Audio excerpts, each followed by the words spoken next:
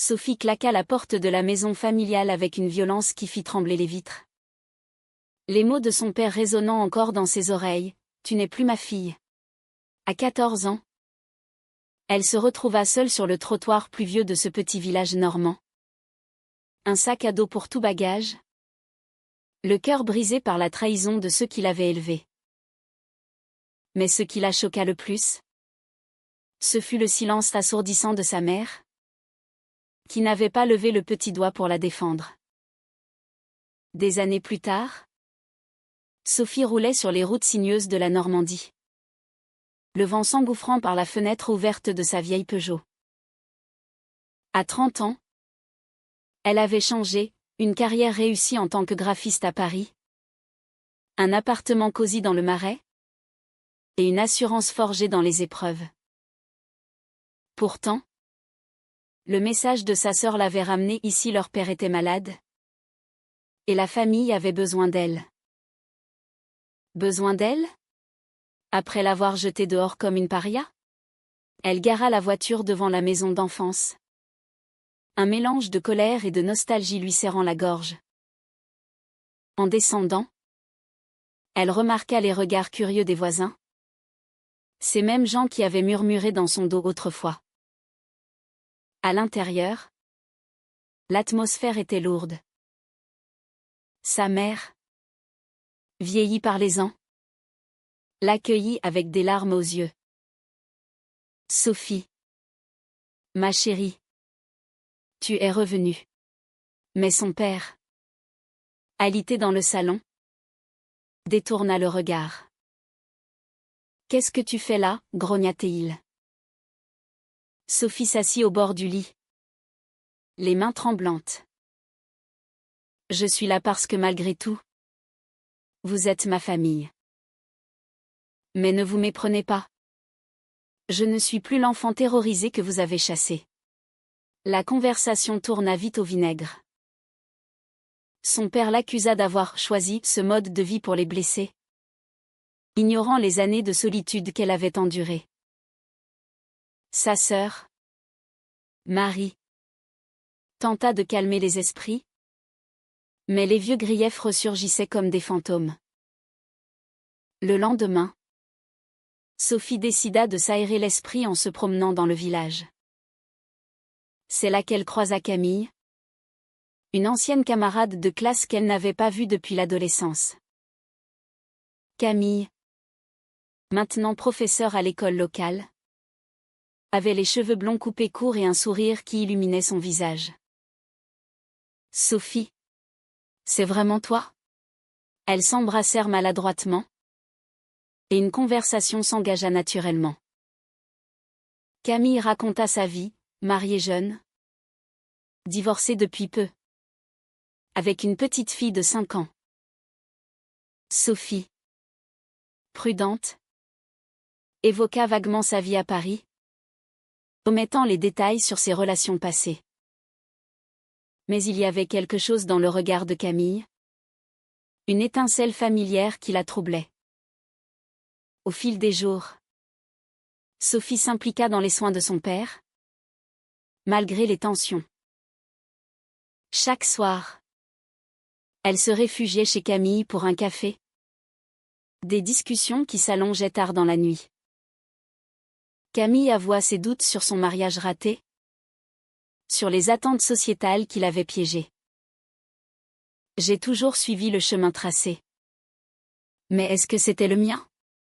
Sophie, touchée, partagea un peu de son histoire, l'expulsion, les années à se reconstruire, la découverte de son identité.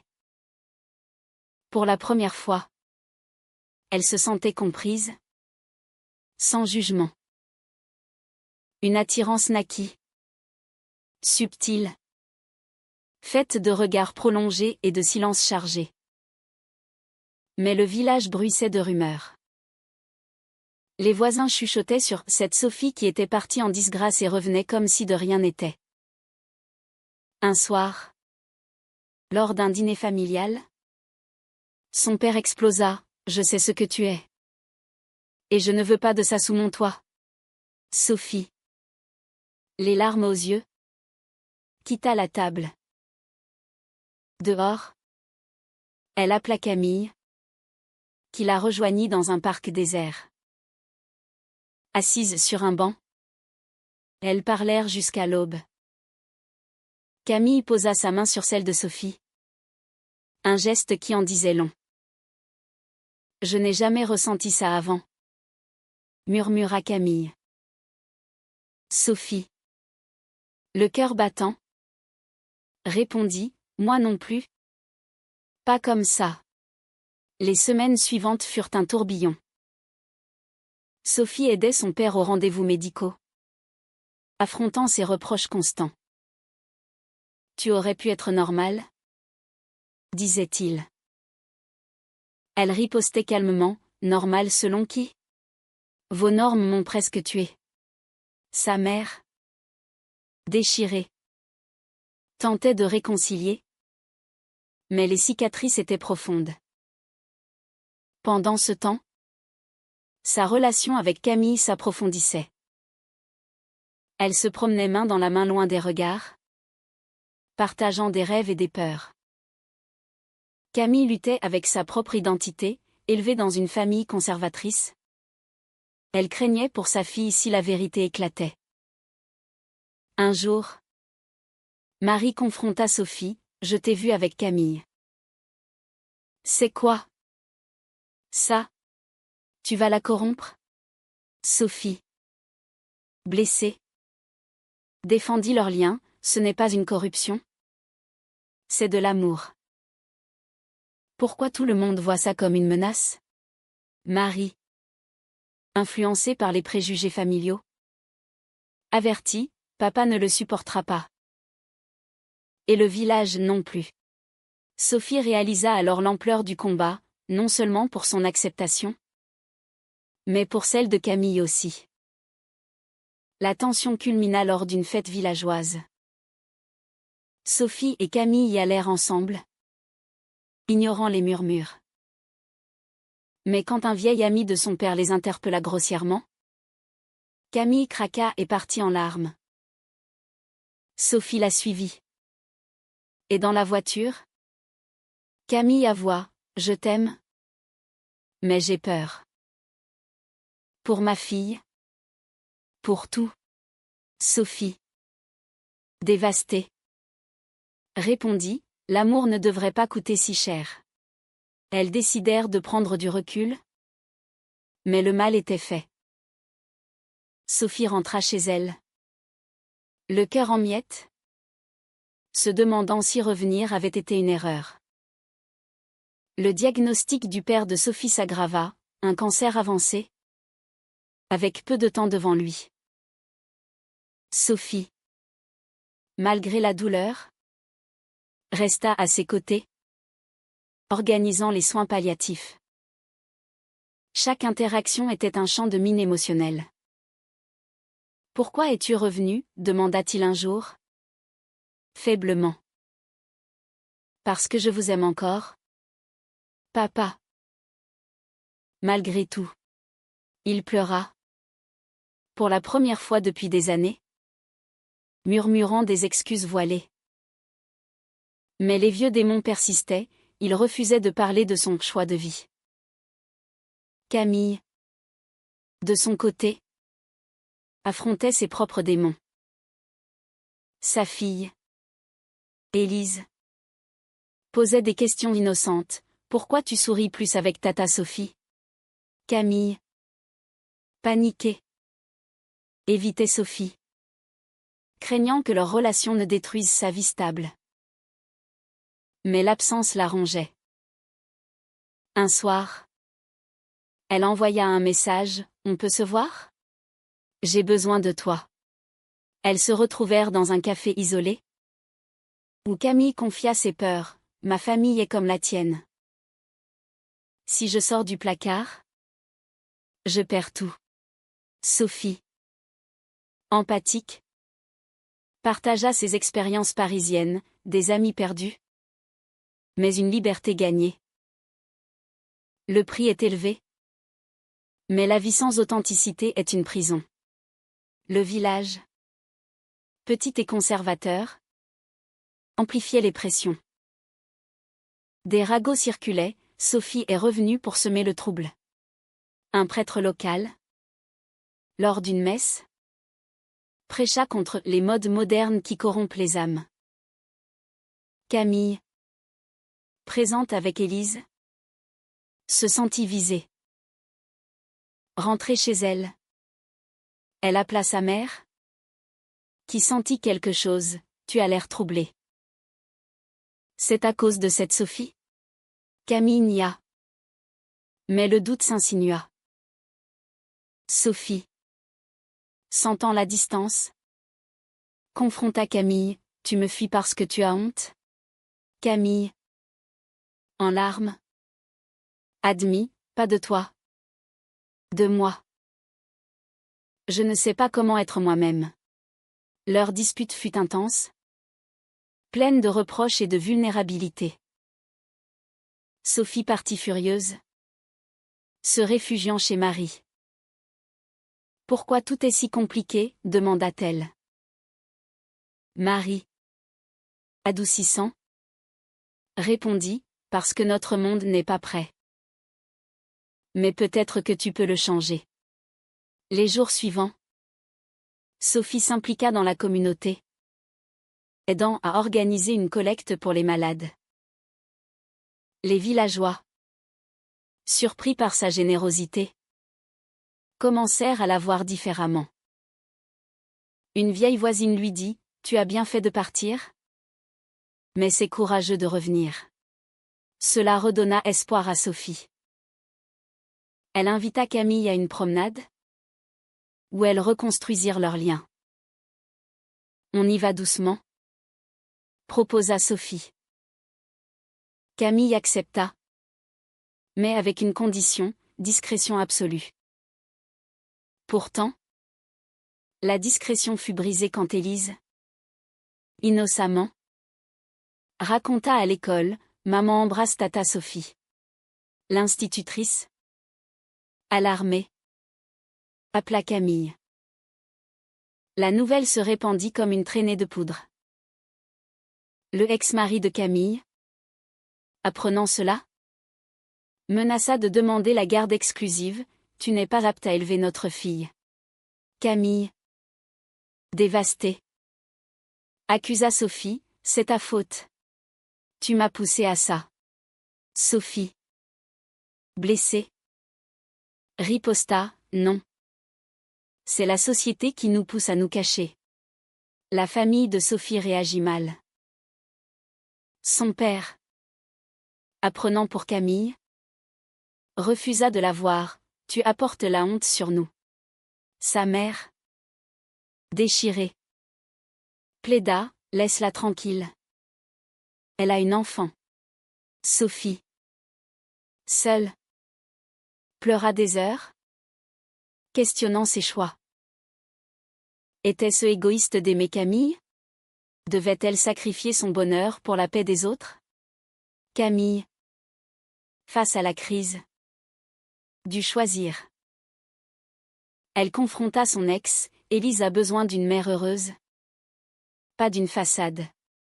Il céda, mais à contre-cœur. Puis, elle parla à Élise, maman aime Sophie comme papa aimait maman autrefois. La petite, confuse mais ouverte, accepta. Camille, libérée, appela Sophie, je suis prête à affronter ça avec toi.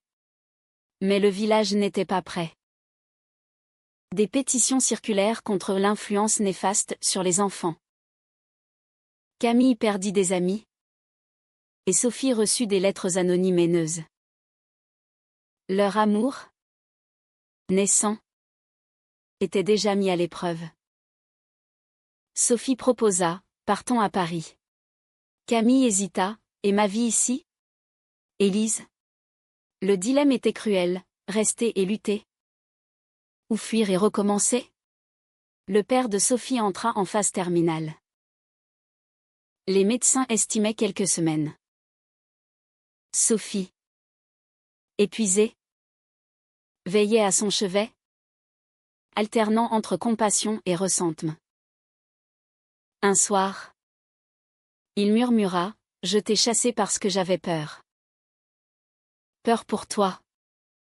Dans ce monde. » Sophie, stupéfaite, répondit, « Votre peur m'a fait plus de mal que le monde. » Pour la première fois, ils parlèrent vraiment de son enfance, de ses sentiments refoulés, de la pression sociale qu'il avait modelée. « J'aurais dû te protéger ?» admit-il. Sophie pleura. Un mélange de pardon et de colère. Camille, soutenue par Sophie, affrontait les retombées. À l'école, des parents protestaient contre elle. Comment peut-on confier nos enfants à quelqu'un comme ça? Le directeur, compréhensif, la défendit. Mais la pression montait. Camille, résolue, organisa une réunion. « Mon orientation ne change pas ma capacité à enseigner. Juger sur ça, c'est de la discrimination. » Certains applaudirent, d'autres partirent furieux.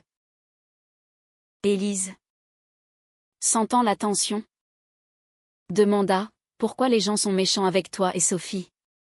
Camille, le cœur serré, expliqua simplement, « Parce qu'ils ne comprennent pas l'amour sous toutes ses formes. » Sophie et Camille passaient plus de temps ensemble, fortifiant leurs liens. Des promenades volées, des dîners intimes, où elles partageaient leurs rêves. Sophie parla de son passé, des relations éphémères à Paris, la quête d'acceptation. Camille avoua n'avoir jamais exploré sa sexualité, « Avec toi, tout semble naturel. » Mais les obstacles persistaient. La mère de Camille, apprenant la nouvelle, la renia, « Tu déshonores la famille. » Camille, brisée, se tourna vers Sophie pour du réconfort. Marie, évoluant, devint une alliée. « J'ai vu comment papa t'a traité. Et je regrette de n'avoir rien dit. » Elle aida à médier avec la famille. Lors d'une visite, elle confronta leur père, « Sophie mérite ton pardon. » Il accepta enfin de rencontrer Camille. La rencontre fut tendue, « Qu'est-ce que tu veux de ma fille ?» demanda-t-il. Camille, courageuse, répondit, « L'aimer. Tout simplement. » Il grogna, mais ne les chassa pas. Un petit pas. Le village, divisé, vit émerger un groupe de soutien. Des jeunes progressistes organisaient des discussions sur l'inclusion. Sophie y participa, partageant son histoire. « J'ai été expulsée à 14 ans. Ne laissez pas ça arriver à d'autres. » Camille la rejoignit, ajoutant, « L'amour n'est pas un choix. Mais l'accepter l'est. » Leurs paroles touchèrent certains, mais provoquèrent des backlash. Un soir, leur voiture fut vandalisée avec des insultes homophobes. La crise culmina quand l'ex de Camille relança la bataille pour la garde. Au tribunal, il argua, « Cet environnement n'est pas sain pour Élise. » Camille, terrifiée, témoigna, « Ma relation avec Sophie m'apporte de la joie. Et ça rend Élise heureuse. » Sophie, appelée comme témoin, défendit leur amour, « Nous offrons à Élise un modèle d'authenticité. » Le juge, progressiste, trancha en faveur de Camille, mais avec des conditions, thérapie familiale. Soulagées, elles célébrèrent discrètement. Mais la victoire était amère. Sophie confia, « Chaque pas coûte cher. » Camille répondit, « Mais ensemble, on peut payer le prix. » Leur relation s'approfondit. Mais les doutes persistaient. Sophie se demanda si imposer ça à Camille était juste. Camille luttait avec la culpabilité envers Élise. Le père de Sophie s'éteignit paisiblement. À l'enterrement, le village entier était là. Sophie prononça un éloge, il m'a blessée. Mais il m'a aussi appris la résilience. Camille la soutint, main dans la main, défiant les regards. Sa mère, présente, murmura, peut-être que j'avais tort. Un germe de changement. Pourtant, les tensions ne s'apaisèrent pas. Des amis les évitaient. Et Camille reçut une offre d'emploi ailleurs. Peut-être qu'on devrait partir ? Suggéra-t-elle. Sophie, attachée à ses racines, hésita, ou rester et changer les choses. Le choix était déchirant, sécurité ou combat ? Après l'enterrement, Sophie hérita de la maison familiale. Sa mère, fragilisée, lui demanda de rester, ne me laisse pas seule. Sophie, partagée, accepta temporairement. Camille et Élise s'installèrent avec elle, formant une famille improvisée. Les premiers jours furent idylliques, rires d'enfants, dîner partagé, tendresse nocturne. Mais la réalité rattrapa vite. Le groupe conservateur du village organisa une manifestation contre les influences LGBT sur la jeunesse. Camille, visée en tant qu'enseignante, fut suspendue temporairement. C'est injuste, s'exclama Sophie. Elles consultèrent un avocat, qui confirma, discrimination. Mais longue bataille. Camille, découragée, questionna, vaut-il la peine de lutter ? Sophie, déterminée, répondit, oui. Pour Élise. Pour nous. Marie, solidaire, rallia des alliés. Ensemble, elles lancèrent une pétition pour l'inclusion. Des signatures affluèrent, surprenant Sophie. Le monde change. Lentement. Mais les opposants ripostèrent, menaces anonymes. Boycott. Un soir, Élise rentra en pleurs, les enfants disent que maman est bizarre. Camille, effondrée, confronta Sophie, est-ce que je sacrifie ma fille pour notre amour ? La dispute fut violente. Sophie accusa Camille de faiblesse, tu veux te cacher éternellement ? Camille rétorqua, et toi ? Tu imposes ton combat à tout le monde. Elles se séparèrent pour la nuit, chacune ruminant. Sophie appela une amie parisienne, suis-je égoïste ? L'amie répondit, l'amour vrai demande des sacrifices mutuels. Le lendemain, elles se réconcilièrent. Camille proposa, battons-nous ? Mais protégeons Élise. Elles l'inscrivirent dans une école voisine plus ouverte. Sophie, pour aider, reprit son travail à distance, soutenant financièrement. Leur lien se renforça dans l'adversité. La mère de Sophie, observant, évolua. J'ai vu comment Camille te rend heureuse. Peut-être que l'amour n'a pas de règles. Elle parla à la mère de Camille, tentant une médiation. La rencontre fut émouvante, larmes, excuses, un début de compréhension. Nos peurs nous ont aveuglés, admit la mère de Camille. Mais une trahison surgit, Marie, sous pression, avait révélé des détails intimes à un voisin. Sophie, furieuse, la confronta, pourquoi ? Après tout ce soutien ? Marie pleura, j'avais peur pour toi. Il menaçait. Sophie, blessée, pardonna difficilement, la confiance est fragile. La suspension de Camille fut levée après une enquête, grâce à des témoignages positifs. Victorieuses, elles organisèrent une soirée communautaire sur la diversité. Des invités inattendus vinrent, le prêtre, curieux, des parents ouverts. Sophie et Camille partagèrent leur histoire, inspirant des confessions. Un jeune homme avoua, « Merci. Vous m'avez donné du courage. » Pourtant, le coût était élevé. Camille perdit son poste permanent, obligée de chercher ailleurs. Sophie proposa Paris, on recommence là-bas. Camille accepta. Mais avec tristesse, adieu à nos racines. Élise, adaptable, excita, une nouvelle aventure. En emballant, Sophie trouva de vieilles lettres, des excuses non envoyées de son père.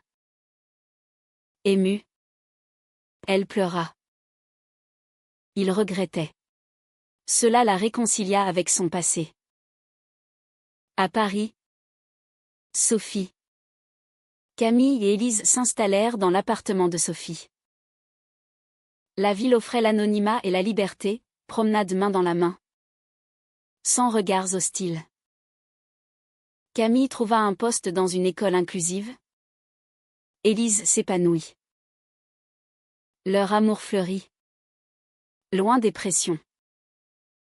Mais les cicatrices persistaient. Camille doutait parfois, « Je fais le bon choix en quittant tout ?» Sophie rassurait, « On a choisi la vérité. » Elles assistèrent à des thérapies, guérissant les traumas. La mère de Sophie visita. « Saint-Égrand, je suis fière de toi. » Un an plus tard, elles retournèrent au village pour l'anniversaire de Marie. Les changements étaient visibles, plus d'ouverture, moins de jugement. Sophie et Camille furent accueillies chaleureusement par certains. Mais d'anciens opposants murmuraient encore. Lors d'un dîner familial, Marie annonça, « J'ai rencontré quelqu'un. » Une femme. Sophie, stupéfaite, rit, « Bienvenue au club. » Cela scella leur lien. Pourtant, une nouvelle épreuve surgit, l'ex de Camille relança la garde, arguant du déménagement. Au tribunal, elles témoignèrent ensemble. Le juge, impressionné par leur résilience, confirma la garde à Camille. De retour à Paris, elles réfléchirent à leur parcours, expulsion, trahison, sacrifice. Était-ce vaut la peine, se demanda Sophie. Camille répondit, oui. Pour cette vie authentique. Leur histoire inspira d'autres, Sophie écrivit un blog. Camille parla dans des conférences. Elles devinrent symboles de changement. Mais la question persiste, dans une société qui impose des normes. Est-il juste de forcer les individus à payer un prix si élevé pour leur authenticité ?